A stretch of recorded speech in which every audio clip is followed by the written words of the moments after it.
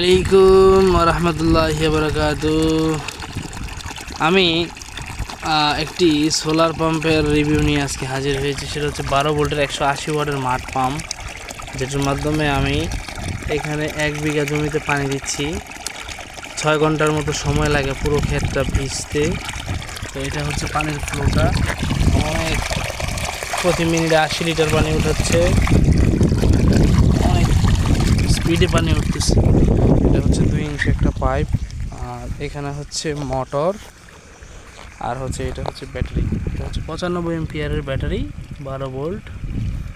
আর এটা হচ্ছে সোলার পাম্পটা আমি ক্ষেতের মধ্যে ডুবিয়ে দিয়েছি। তো এটা হচ্ছে মাঠ পাম্পটা 12 ভোল্টের, এটা থেকে ওইখানে পানি দিচ্ছি। ক্ষেত প্রায় ভিজেই গেছে, সকাল 10টার দিকে এটা লাগাইছি, এখন দুপুর 2:30 বাজে। এর মধ্যে প্রায় 1/3 হয়ে গেছে, দুঃখিত 2/3 হয়ে গেছে।